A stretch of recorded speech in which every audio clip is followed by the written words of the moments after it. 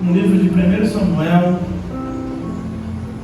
capítulo 2 é a proposta, o texto é a proposta da MCM nesse congresso, 42 anos, e o texto se encontra em 1 Samuel, capítulo 2. Primeiro livro de Samuel, capítulo 2.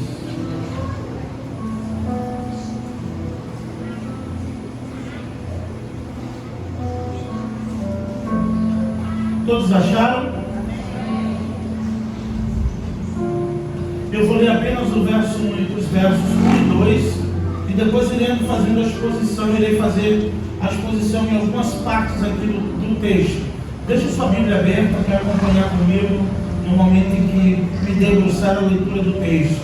Amém? Diz assim a palavra do Senhor: Então Ana orou: Meu coração exulta no Senhor, minha força está exaltada por causa do Senhor, e a minha boca se ri dos meus inimigos, pois me alegro na tua salvação.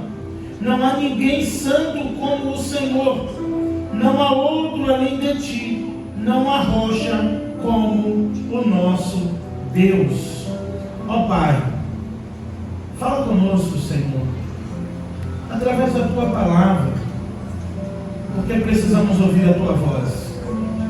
Que eu diminua e tu cresça, Pai, que eu sumo para que tu apareça, mas que a tua palavra fique internalizada no coração da tua igreja. Fala conosco, ó Pai, pois precisamos ouvir a voz do Senhor, em nome de Jesus. Amém e amém. Irmãos, é interessante esse texto de Ana. E Ana ficou famosa pela oração que ela fez. Ana ficou famosa pelo voto que ela fez. E fez também com que muitos, inclusive as mulheres desta igreja, desejassem ser como Ana para este tempo, para esta geração. Podemos observar, irmãos, o que nos chama a atenção e o que salta aos nossos olhos era que Ana era uma mulher crente, devota, que orava, que adorava ao Senhor. E no próprio texto bíblico iremos ver algumas coisas no contexto em que Ana se encontrava, alguns personagens importantes do tempo e no momento exato em que Ana estava sendo afligida, no momento em que Ana vivia toda aquela aflição. E talvez, se Deus assim permitir, eu consiga te mostrar na palavra a resposta de Deus para o seu problema. Há solução para o que você está passando. Há solução para o seu problema. Irmãos, podemos observar claramente aqui no próprio enredo, e todos conhecem a história de Ana, que Ana era esposa de Eucana, um homem de Efraim, e Eucana tinha duas mulheres, uma, e está aqui no verso 2 do capítulo 1, você olha comigo. Ele tinha, que no caso Eucana, ele tinha duas mulheres. Uma se chamava Ana e a outra se chamava Penina. Penina tinha filhos. Ana, porém, não tinha filhos. Aqui já o narrador apresenta um problema.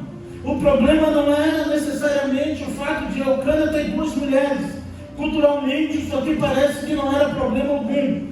Mas de fato, meus irmãos, o problema era que Ana não tinha filhos. Penina tinha muitos filhos. Ana, porém, não tinha filhos. Isso aqui apresenta de fato o problema a ser resolvido e que vai fazer com que Ana venha adorar ao Senhor. E eu fiquei me perguntando, os personagens, Eucana, Penina, depois em outros personagens aqui, olha o verso 3, outros personagens que vão estar no enredo da minha exposição.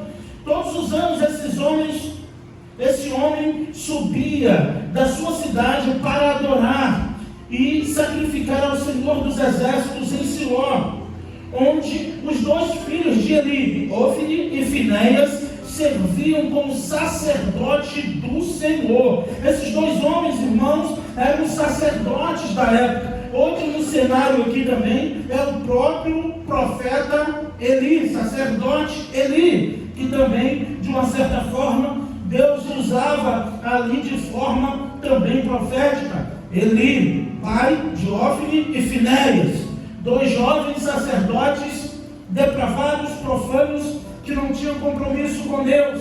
Irmãos, quando Ana ora, quando Ana sobe para sacrificar, quando ela sobe com seu esposo para adorar em Siló, pois a arca do Senhor se encontrava ali, onde o sacerdote Eli ficava então sentado numa cadeira e ouvia Ana orar ao Senhor. O contexto em que Ana ora é um contexto opressor, é um contexto de libertinagem, é um contexto de corrupção, é um contexto de depravação total, inclusive dos filhos de Eli. Os 2 sacerdotes tinham também ali, em alguns momentos, na porta da tenda do encontro, se encontravam com mulheres, e ali mesmo eles se prostituíam, e a fama corria por toda Jerusalém. A igreja que Ana entrou para orar nesses dias era uma igreja que tinha um profeta sem credibilidade, era a igreja que tinha sacerdotes corrompidos, era uma igreja que na cidade ninguém queria frequentar, porque já se sabia a fama do que os sacerdotes faziam.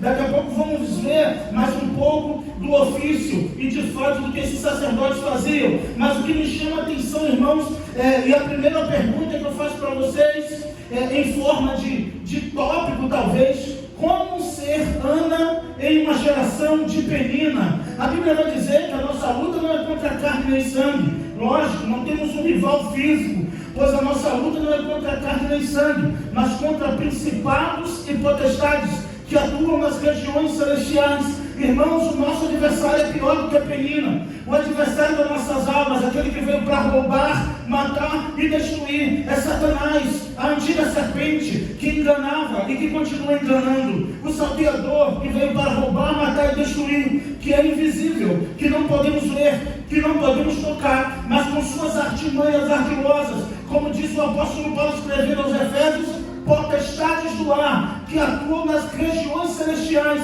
que de fato, irmãos, trabalham para promover a mesma coisa que Penina provocava no coração de Ana: angústia, tristeza, lágrimas, tristeza profunda, angústia. E então isso fazia com que ela se debruçasse ao Senhor para orar. Na canção que as mulheres cantou aqui, dizia que se não fosse Penina, talvez a oração de Ana seria ao contrário. Se não fosse Penina, talvez Ana não oraria tanto. Eu achei essa resposta no Novo Testamento. Meus irmãos, Penina representa a fraqueza de Ana. Penina representa a vergonha de Ana. Penina representa o insulto de Ana. Penina representa aquilo que movia o coração de Ana a buscar a presença do Senhor. Irmãos, aqui são as fraquezas, as aflições do tempo presente. A própria palavra de Deus diz: estou bem certo que as aflições do tempo presente não podem se comparar com a glória que há de ser revelada a nós naquele dia. A resposta está no Senhor. As aflições do tempo presente estão aí.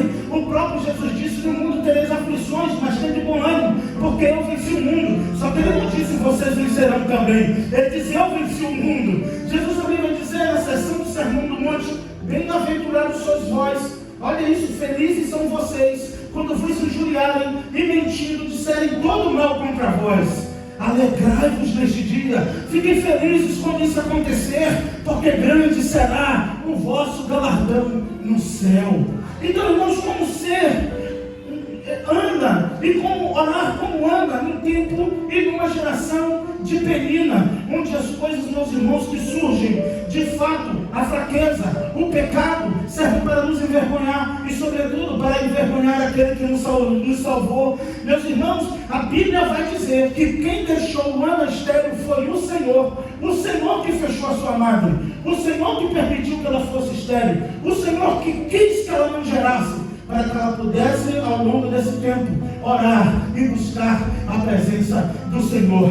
Talvez algumas coisas não aconteceram ainda na minha e na sua vida. Talvez tem coisas no plano de Deus, eu não sei, que ainda estão presas, ainda não foram liberadas nas regiões celestiais, porque o Senhor está esperando que você ore mais. O Senhor está esperando que você se aflija mais, que você se quebrante mais, porque um coração quebrantado e contrito o Senhor não despreza. Mas uma geração de pessoas altivas, autônomas, independentes de Deus, autossuficientes, arrogantes, prepotentes, amantes de si mesmos, irão continuar orando e não vai receber o favor de Deus. Enquanto o seu coração não estiver quebrado em pedacinhos diante do Senhor, Ele não vai atender a tua oração. Mas o coração quebrantado e contrito, Ele não despreza. Sim, irmãos, o contexto aqui, como ser anda numa época de penina, é orando. A resposta está na oração. O apóstolo Paulo, em 1 Coríntios capítulo 12, na segunda carta aos Coríntios capítulo 12, ele vai dizer: eu conheci um homem que foi ao terceiro céu, do verso 1 ao 9 da segunda carta do capítulo 12. Eu conheci um homem que foi ao terceiro céu, e lá ele viu coisas que ao homem comum não tinha palavras para descrever. E quando Paulo vê toda aquela beleza que ele não conseguia expressar com palavras, ele lembrou que ele tinha um espinho na carne, e ele vai dizer: mensageiro de Satanás, vinha me esbofetear a fim de não me gloriar. Compara com o que Ana passou, vê se não era o que Penina fazia. Ela zombava de Ana porque Ana não gerava, ela zombava de Ana porque Ana era considerada uma mulher amaldiçoada, ela zombava de Ana porque Ana não tinha filhos. O verso 6 diz aqui, olha comigo: mas a sua rival a provocava muito, a fim de aborrecê-la, porque o Senhor havia deixado estéril. No verso 7, isso acontecia todo ano. Eles iam oferecer sacrifícios ao Senhor uma vez por ano, conforme o costume e a lei de Moisés. Oferecer uma vez sacrifícios pelos pecados. Então toda vez, uma vez no ano, era certo o Ana se encontrar com Penina, e era certo que Penina iria zombar, iria ridicularizar Ana, porque ela não podia gerar. Olha aqui o verso 7 ainda comigo. Isso acontecia todo ano, quando subiam na casa do Senhor. Onde? Subiam onde? Na casa do Senhor. A Ana estava indo para onde? Para a casa do Senhor. Meus irmãos, é vindo para a casa do Senhor, muitas vezes na casa do Senhor, que muitas aflições vão surgir no meio do seu coração para te fazer desistir, para te fazer desacreditar de Deus, para te fazer desacreditar do Evangelho. Quantos estão fora da igreja por causa de coisas que aconteceram na igreja? Quantas pessoas desviaram, estão no mundo por causa de coisas que vivenciaram, de palavras duras, de sofrimentos que ouviram dentro da própria igreja? Quantas pessoas ficaram com sua alma amargurada porque soube que alguém falou isso ou aquilo, ou zombou, ou riu dele ou dela dentro da igreja? Era lá que Ana era zombada. Penina encontrava Ana na casa do Senhor, e na porta, quando Ana passava, ela zombava, dizendo: olha, eu gero filhos e você não, você é seca, você é amaldiçoada, você não pode gerar. Irmãos, eram coisas que vinham para envergonhar. Voltando no apóstolo Paulo, quando ele vê aquela beleza inefável, ele diz: Senhor, tira o espinho na carne. Que mensageiro de Satanás. Com certeza, irmãos, nenhum teólogo até hoje conseguiu descobrir que espinho na carne era esse de Paulo. Nenhum doutor, nenhum PhD em teologia conseguiu descobrir, porque Deus, em seu plano soberano, ocultou essa fraqueza de Paulo, que ninguém sabia. Mas sabe-se que era algo que alguém dizia: ele é apóstolo, mas ele é crente, mas ele diz que busca mais. Era alguma coisa que Paulo desejou que o Senhor tirasse o seu espinho na carne. E quem já entrou só uma lasquinha assim de madeira na mão, sabe o incômodo que é. Um espinho na carne incomoda muito, irmãos. Uma fagulhazinha pequenininha assim, como incomoda, na pontinha do dedo, como incomoda. E o Senhor disse a Paulo: tudo que tu viu, tu vai voltar com o espinho que você tem, porque a minha graça te basta, porque o meu poder se aperfeiçoa na fraqueza. E aí Paulo diz: então descobri uma coisa, que quando estou fraco, aí é que eu sou forte. Sabe por que Ana orava, irmãos? Porque ela se sentia impotente. Sabe por que Ana orava? Porque ela se sentia uma miserável. Sabe por que Ana orava? Porque ela se sentia uma fracassada. Sabe por que Ana orava? Porque ela era envergonhada. As fraquezas de Ana faziam com que ela buscasse a face do Senhor. E a Bíblia tem uma resposta: todas as coisas cooperam para o bem daqueles que amam a Deus, a saber, os que são chamados pelo seu propósito. Quantos sofrimentos eu e você não passamos, irmãos, que na hora que a gente está passando parece que não vai acabar. Como diz os meus irmãos pentecostais, é como a roda grande passando dentro da roda pequena. É uma prova, é uma luta e a gente nunca vai acabar. Mas quando a prova passa, que a gente canta o hino da vitória, a gente diz: como é que eu consegui escapar desse negócio? Que enquanto eu estava na peleja eu não via saída. É porque a resposta está em Deus. A resposta que você precisa está no Senhor. Talvez essa aflição, talvez essa luta é para te deixar mais crente, é para te forjar na fornalha da aflição, é para te forjar na oração, é para te forjar na oração, na busca e na adoração ao Senhor. Glorifique ao Senhor. Quando Davi está saindo de Jerusalém para não disputar o trono com seu filho, Simei decide pegar pedras para jogar no ungido do Senhor. Enquanto Davi está saindo de Jerusalém, Simei começa a excomungar o rei Davi, porque agora ele não está mais com a coroa. Começa a excomungar, pega pedras e começa a jogar em Davi. Joabe sabia que mesmo Davi sem a coroa, ele era o rei de Israel. E o braço direito, o general do exército de Davi, disse assim: quer que eu vá lá? Põe a mão na espada e vou matar ele agora. Sabe qual foi a resposta de Davi? Deixa o homem quieto, deixa ele, porque quem sabe se não é o Senhor que está mandando ele me amaldiçoar. Davi teve medo de matar Simei, porque talvez poderia ser Deus usando Simei para amaldiçoar Davi, para ele escrever mais um salmo, para ele orar mais, para ele buscar mais a face de Deus. O problema é que essa geração vê diabo em tudo. Às vezes é Deus afligindo você para te fazer orar. Ela não estava estéril porque o diabo se levantou contra ela. Ela não estava estéril porque ela era uma mulher rebelde. Ela não estava estéril porque o Senhor fechou a sua madre. Ela não sabia, então ela orava, ela buscava. Como eu e você, como nós não sabemos os conselhos de Deus, é melhor orar, é melhor buscar, é melhor esperar do Senhor, porque dele vem a solução. Ana foi para o lugar certo, Ana foi para a pessoa certa. Ela não queria saber que o profeta já estava velho, com os olhos escurecidos, já não enxergava mais nada, com o pecado da conveniência dos seus próprios filhos, sendo conivente com os erros deles. Ela não quis nem saber. Ela sabia que ali era o lugar de buscar a face do Senhor. Ela sabia que aquele lugar era a casa de oração. Ela não queria saber do pastor, ela não queria saber do diácono, ela queria saber de Deus. E ela entrou para buscar a face de Deus.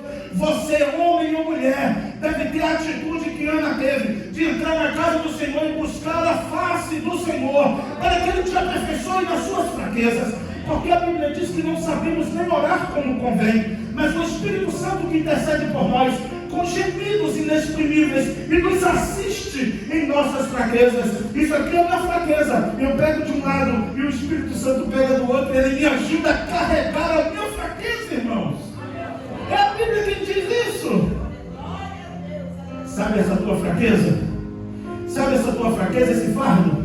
Eu posso te pedir uma coisa em nome de Jesus? Não dá o outro lado para o psicólogo, não. Não dá o outro lado do fardo para a psicanalista, não. Dá para o paracleto, para o pneuma, para o Espírito Santo. E fala: Espírito Santo, me ajuda a levar as minhas fraquezas, me socorre, porque eu nem sei orar como convém. E Ele vai te ajudar, porque o Senhor ajudou Ana. Meus irmãos, podemos ver claramente, você vai ver comigo porque eu te disse isso. Olha aqui, a partir do verso 9. E depois que comeram e beberam em Siló, Ana se levantou, normal, se levantou da mesa. Ela se levantou, depois da refeição, foi isso que Ana fez. Estava sentada numa cadeira, junto a um pilar, no templo do Senhor, nessa ocasião, o sacerdote Eli estava sentado numa cadeira, junto ao pilar do templo do Senhor. O 10, com a alma amargurada, Ana orou ao Senhor e chorou muito. Ana estava com a alma o que, irmãos? E ela foi para onde? Não, e ela buscou a quem? E ela chorou nos pés de quem? Ela estava amargurada porque a sua fraqueza lhe afligia. Ela estava amargurada porque a fraqueza imposta pelo próprio Deus lhe fazia orar. Ela estava amargurada, mas ela foi para onde? Ela foi buscar ao Senhor. Eu não sei, meus irmãos, onde os pregadores modernos estão achando tanta depressão em tanta coisa. Irmãos, eu e você somos homens, somos de carne e osso. Lembra da promessa de Jesus? Promessa.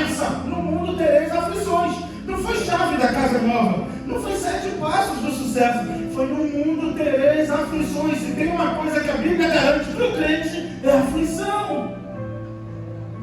E as pessoas dizem: porque ela estava amargurada, ela estava depressiva.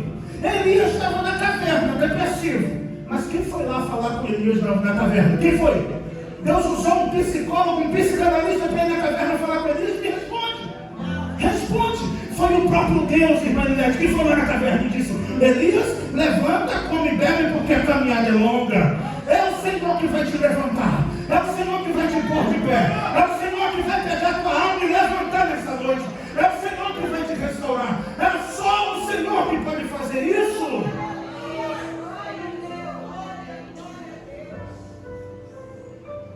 Me disseram que Davi estava amargurado. Me disseram que Davi estava em depressão na caverna de Adulão. Só que Davi, quando chega na caverna de Adulão, os homens mais frustrados da cidade, homens violentos, homens endividados, homens todos enrolados na caverna de Adulão, Davi chega e se torna líder dos 400 homens da caverna de Adulão.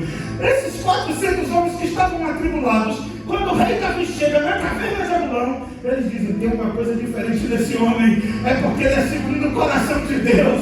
É porque Deus está no coração dele. Lidera a gente, Davi. A gente faz tudo que você mandar. Lidera a gente, Davi. Davi que foi para se esconder, irmãos. Davi que foi fugir. Caverna de Adulão, lugar de homens deprimidos, amargurados. Ele não foi para um divã. Ele não ligou para pagar uma consulta. Ele foi para a caverna. Só que quando chegou lá, o Senhor disse: não, você não tem tempo para ficar angustiado. Porque tem gente aqui mais angustiada do que você. Tem gente no teu emprego sofrendo mais do que você. Sabe por quê? Sofre 2 vezes? Pelas aflições e porque não tem Jesus. Você pode até sofrer, mas você é salvo em Cristo Jesus. Ele pode até estar passando por dificuldade, você também. Só que muitas vezes você tem o que ele não tem, a salvação eterna. Às vezes ele não crê no que você crê, então ele está sofrendo mais do que você. Ele ainda vai sofrer mais e nem sabe. O problema é que os focam tanto em Ana aqui, mas é Ana para lá, Ana para cá. E eu sublinhei aqui, como eu ensino meus alunos de teologia a fazer exegese, viu, Daniel? Só o nome Senhor, do capítulo 1 até o cântico de Ana, aparece mais de 10 vezes. Porque o Senhor, busquei o Senhor. Eu falei: quem é o personagem principal afinal aqui? É Ana ou é o Senhor? É o Senhor, meus irmãos. Não é sobre Ana isso aqui. É sobre a vitória que Deus dá àqueles que confiam em seu nome. Não é sobre Ana, é sobre Deus. Não é sobre você, é sobre Cristo. Você não entendeu. É sobre Deus, isso aqui é sobre o Senhor. Vou provar isso no cântico de Ana. Esses 2 versículos aqui, eu tenho a resposta para você, que é tudo sobre Deus. Como Jesus Cristo, na revelação dos tempos, ainda não tinha sido revelado, ainda não tinha chegado à plenitude dos tempos. Era a manifestação do próprio Deus falando com o seu povo. Então, enquanto Ana orava amargurada, ela chorou muito. Olha aí, chorou muito. Quando Davi estava em Ziclag, outro exemplo bíblico de angústia, sofrimento, dor. Quando Davi estava em Ziclag, que ele volta para Ziclag, que os inimigos tinham levado as mulheres de todo mundo, irmãos. Davi sai com um exército para lutar com os filisteus.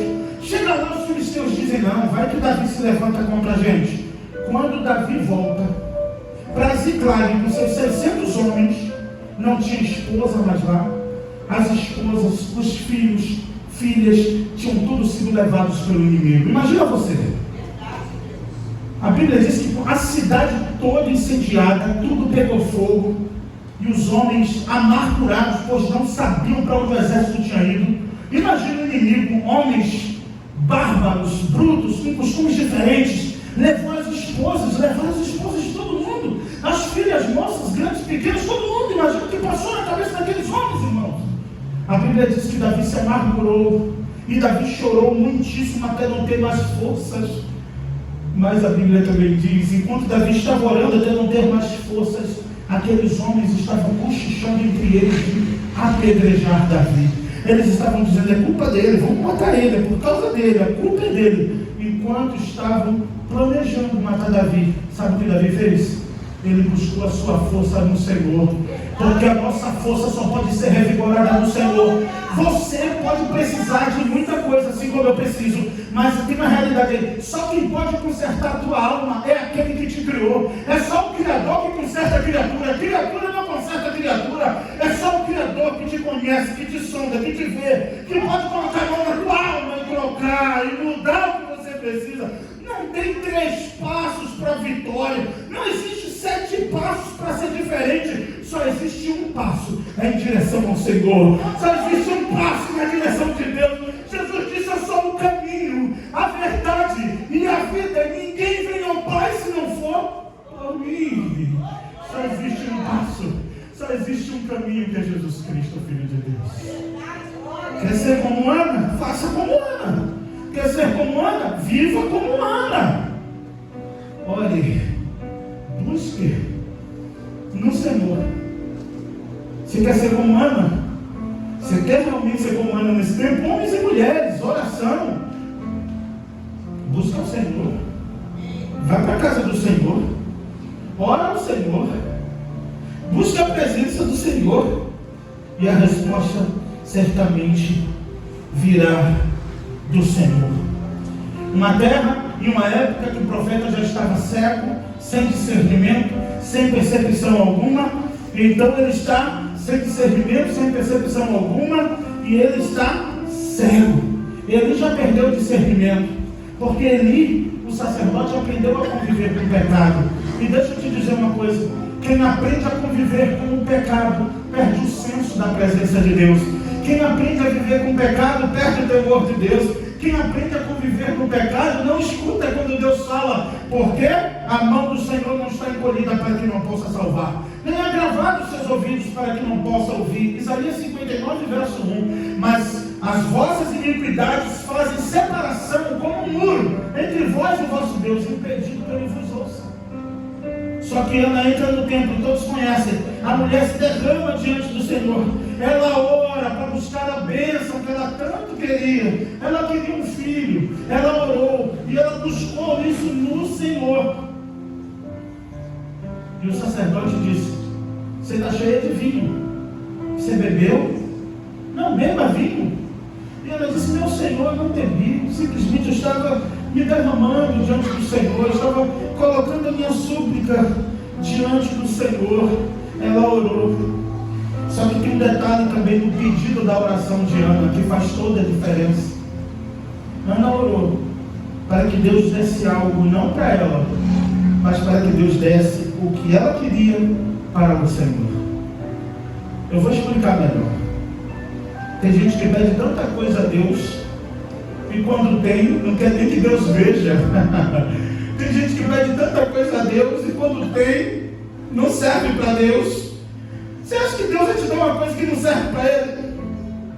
Tem pessoas que pedem tantas coisas a Deus, mas quando tem, esconde de Deus, não deixa Deus ver, como se Deus não pudesse ver, que vê todas as coisas. Ana não. Ana tinha tudo para pegar Samuel e sair correndo para o mais longe. Ela esperou o menino desmamar. E assim que o menino desmama, ela leva, cumprindo o seu voto para o Senhor. E entrega o seu filho em Siló. E ali Samuel vai ficar. E nós sabemos a história. A pregadora de ontem à noite foi feliz quando disse que Deus atendeu a oração de Ana, porque na verdade estava atendendo uma própria demanda sua, que era restaurar a adoração em Israel. É tudo para a glória de Deus. Um sacerdote corrompido, 2 sacerdotes pegavam só a picanha. Quando jogavam para o povo, ele ficava com a picanha. Olha de finesse, eu acho que era da Friboi. Veja comigo. Olha aqui. Olha aqui o verso 15. Olha, o verso 12 do capítulo 2. Os pecados dos filhos de Eli, né? Olha aqui. Os filhos de Eli eram ímpios. Outra tradução vai dizer filho de Belial. Os filhos de Eli eram ímpios. Não se importavam com o... Não se importavam com quem? Com o Senhor. Eles não se importavam. Eles estavam na casa de Deus. Eles eram sacerdotes no templo, mas não se importavam com o Senhor. Tá? Eles não se importavam com o Senhor. Aí vem, o costume desses sacerdotes para com o povo era o seguinte: quando alguém oferecia um sacrifício, estando a carne ainda cozinhando, o auxiliar do sacerdote vinha segurando um garfo de 3 dentes, o garfo do capeta. e colocava na vasilha, ou no tacho, ou no caldeirão, ou na panela. E o sacerdote tomava para si, tomava para si tudo quanto o garfo tirava. Assim Assim procediam com todos os de Israel que iam para Siló. E antes de queimar a gordura, o auxiliar do sacerdote vinha e dizia ao homem que sacrificava: dá essa carne para o sacerdote assar, pois não receberá de ti carne cozida, mas crua. E o homem lhe respondeu: deixa a gordura queimar primeiro, e depois toma quanto desejares. E ele dizia: tu me darás agora, do contrário, eu a tomarei à força. O pecado desses jovens era muito grave. À vista do Senhor, pois eles desprezavam as ofertas do Senhor. Então o Senhor já ia trocar todo mundo. No RH de Deus, já estava todo mundo com a ficha de demissão pronta. Já estava todo mundo lá, dia tal vai ter corte. Quem trabalhou em gerência de empresa sabe como é. A equipe nem sabe, o gerente já sabe o dia que vai ter corte, já sabe o nome de quem. É tipo uma soberania. O gerente geral já diz: eu quero 12 do seu setor. Aí no teu setor tem 50. Só que tu dá a lista, para o gerente é só um número, você que dá os nomes.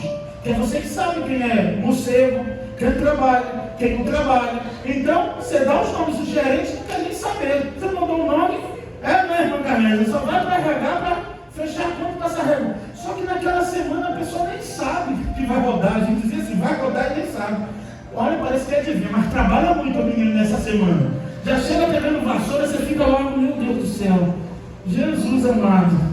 O homem está trabalhando muito, só que o nome dele já está no RH, ele vai rodar tal dia. Com Deus é assim, só que num plano maior, soberano. Ele já sabia que ia substituir Ofni e Finéias.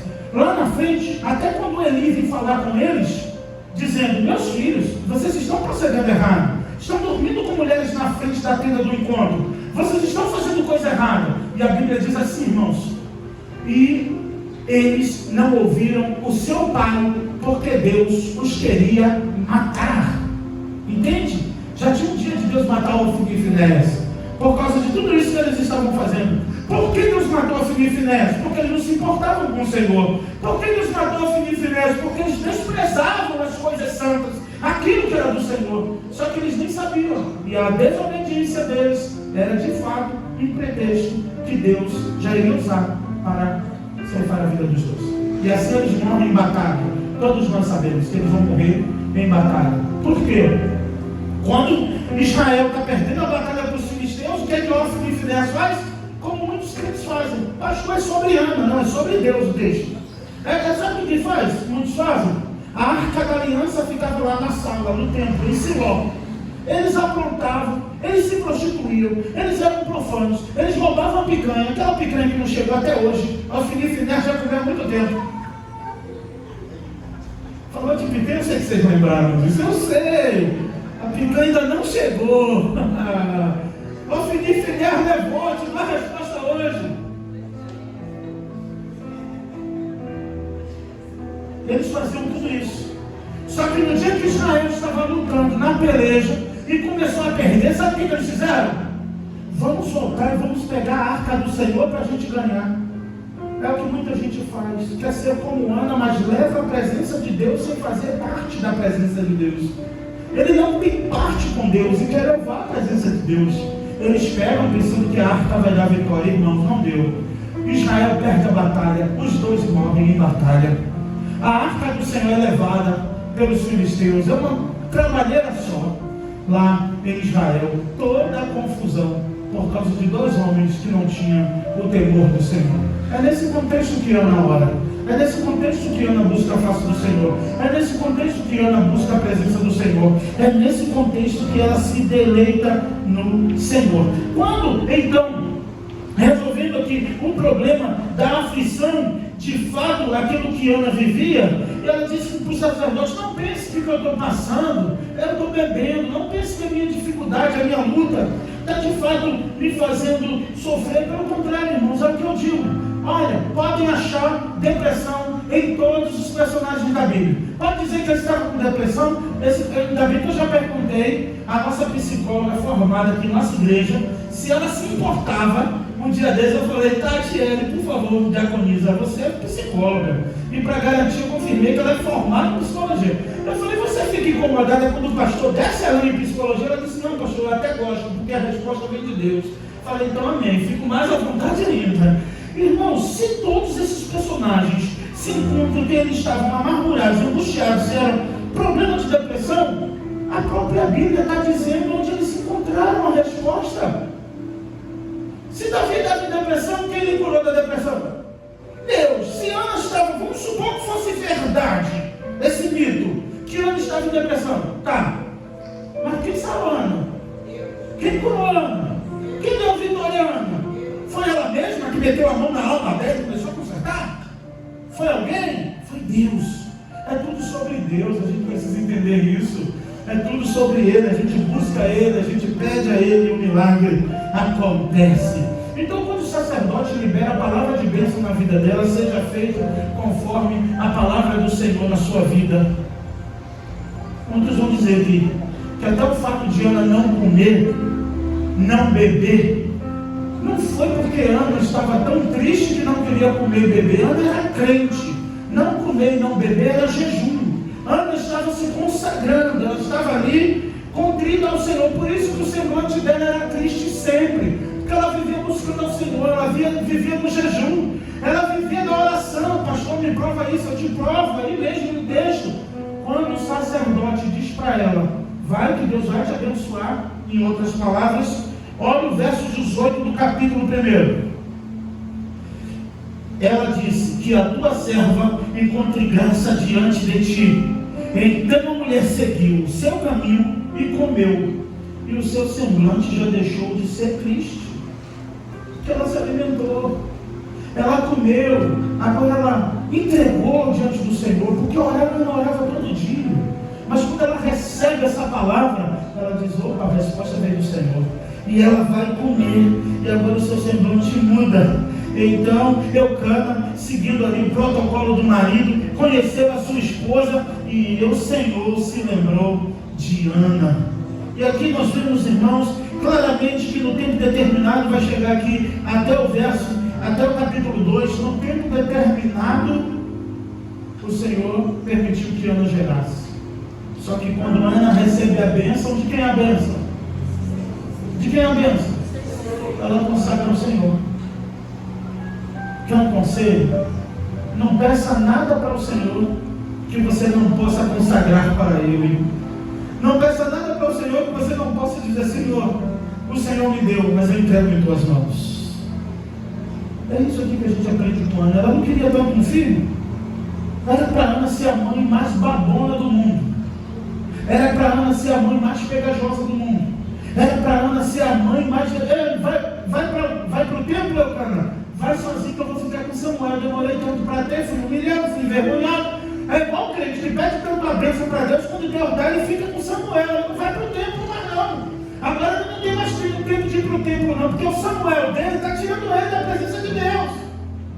Então pense bem antes do que você pede a Deus, porque tem coisas que o crente recebe, até com Cristo, com seus próprios esforços, suor, estudo, se dedica tanto para comprar algo, para ter algo que vai me separar do Senhor. Junta dinheiro, faz tudo para comprar, porque ele trabalhou, digno ao trabalhador do seu salário, é lícito, é dom de Deus gozar do suor do seu trabalho, de Salomão, mas ele trabalhou, se esforçou, suou para ter, quando Deus lhe dá a vida, pelo menos o fôlego, para respirar, para viver a bênção. Ele não tem mais tempo para Deus, não tem mais tempo para adorar, porque ele precisa cuidar da bênção. Ana fez diferente, levou a bênção para o Senhor, consagrou ao Senhor, e Samuel se tornou juiz, profeta e sacerdote de Israel. Reinou por 40 anos, juiz, profeta e sacerdote. Restaurou a lâmpada de Israel que estava se apagando. Agora a luz se acendeu. E aqui eu venho para o cântico de Ana para encerrar, como todo mundo. Então Ana orou ao Senhor. O meu coração se exulta no Senhor. Em quem? No Senhor. Vamos contar quantas vezes Ana aponta para Deus. O meu coração exulta no Senhor. Primeiro, a minha força está exaltada por causa do Senhor. Segundo, a minha boca se ri dos meus inimigos, pois me alegro na tua, ou seja, na salvação do Senhor. Não há ninguém santo como o Senhor. Não há outro além de ti. Não há rocha como o nosso Deus.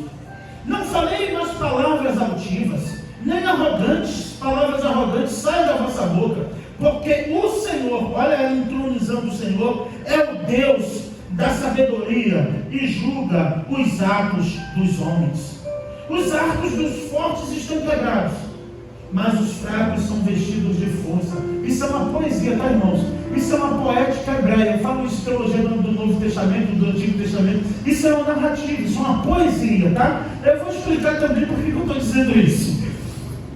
Então ela diz, né? Exaltando a força do Senhor. 5. Os que tinham com fartura agora trabalham por comida, mas os famintos não passam mais fome. Aqui, até a Estéreo teve 7 filhos, mas a mãe de muitos filhos se enfraqueceu. Ana não teve 7 filhos, tá? Ana teve Samuel e depois a história não conta quantos filhos Ana teve. Lógico que depois que teve Samuel, possivelmente ela pode ter gerado mais filhos, mas isso é uma poesia. Isso aqui é no dia que ela entrega Samuel. Como que no dia que ela entrega Samuel no templo, ela já tem 7 filhos? Me diz. Como se o menino desmamou e ela leva para o templo e está com 7. Né? Nem lá no Nordeste assim não, também não.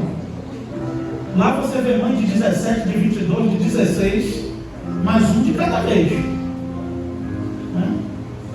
Então isso é uma poesia. Isso aqui é para exaltar a força do Senhor, dizendo: aquela Estéreo é mãe de 7. E aqui tinham muitos se enfraqueceu. É para exaltar a força do Senhor. Ela não está dizendo que tem 7 filhos. Ela não tem 7 filhos aqui, quando ela faz esse cântico. Pastor, ela teve mais. Amém. Mas 7 não foi. E nem nessa época aqui. A Bíblia não diz quantos filhos Ana teve. Mas é um cântico de vitória. É um cântico, uma poesia hebraica, para exaltar a força do Senhor, dizendo, Ana certamente dizendo assim: se eu tive o primeiro, agora é só vitória, eu posso ter quantos eu quiser. Não se empolga não, hein, varois? Não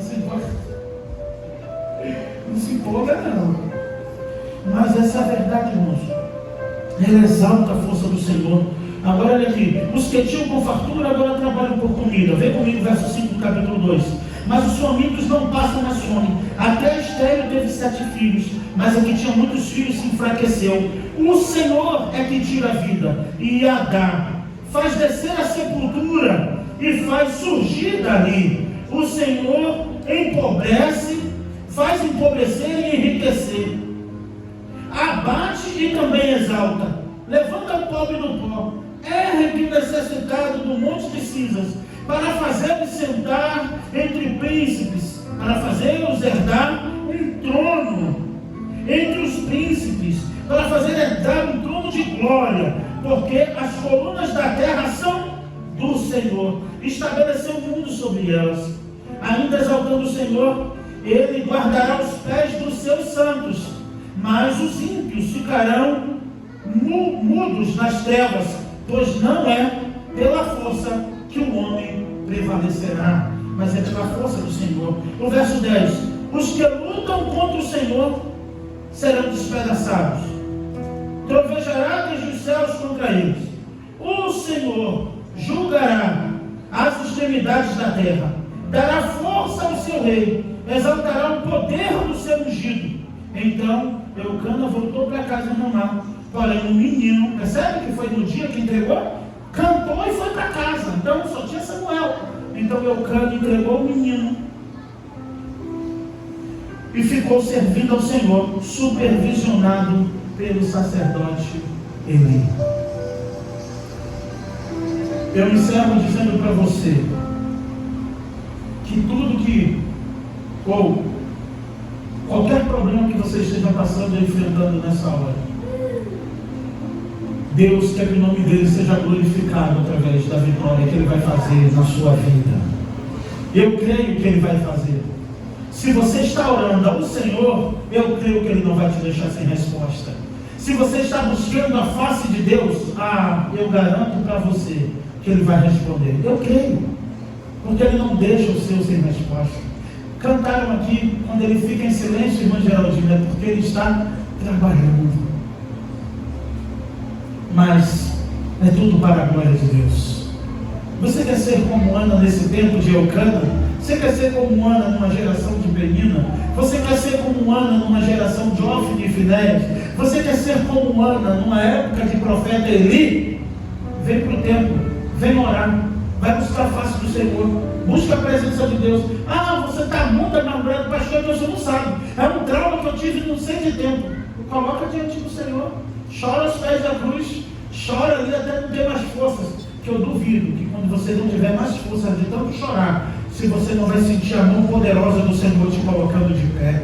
O profeta Ezequiel disse assim: estava amargurado, indignado em meu espírito. Ele diz no capítulo 3, verso 19 de Ezequiel: eu estava amargurado, indignado em meu espírito, mas mesmo assim a mão do Senhor era forte sobre mim.